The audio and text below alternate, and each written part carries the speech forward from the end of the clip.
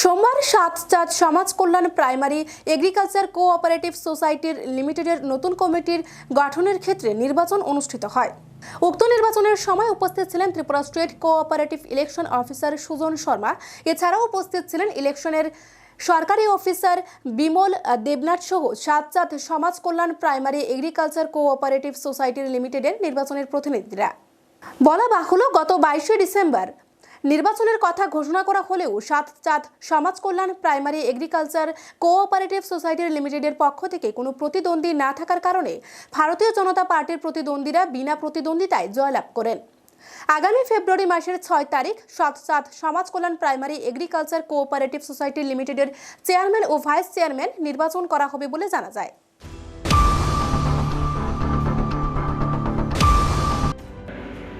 আমি সমাজ কল্যাণ primary agriculture cooperative society লিমিটেডের ইলেকশন অফিসার। আজকে মানে 29/1/2024 রোজ সোমবার, আজকে সকাল 7টা থেকে আমাদের এই সমাজ কল্যাণ প্যাক্সের ইলেকশনের যে কার্যকলাপ সেটা সম্পন্ন হয়েছে। এখন আজকের এই ইলেকশন পর্বে মানে আমাদের সমিতির 5 জন যে বোর্ড অফ ডাইরেক্টরস, ঠিক আছে, ওই 5 জন বোর্ড অফ ডাইরেক্টরসের নির্বাচনের প্রক্রিয়া সম্পন্ন হয়েছে।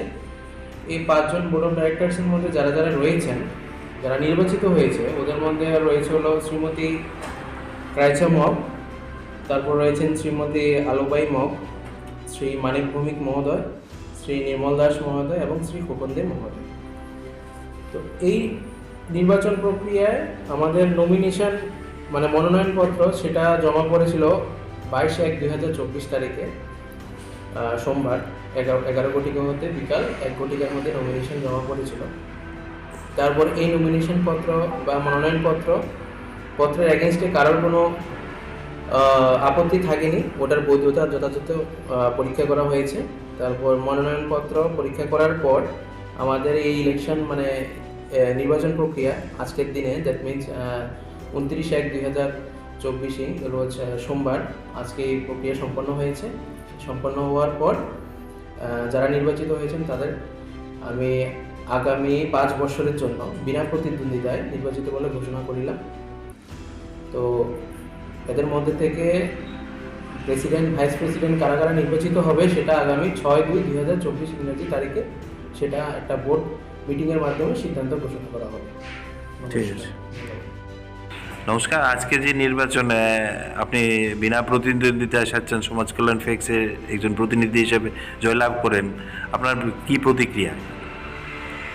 এটা তো গত 2018 সাল থেকেই যে কমিটিটা ছিল, ওই কমিটির কাজকর্ম এবং পূর্ববর্তী যে কমিটিগুলি ছিল এর কাজকর্মের অনেক ফারাক এলাকার জনগণ এবং ফ্যাক্সের সমস্ত ভোটাররা বুঝে গেছেন।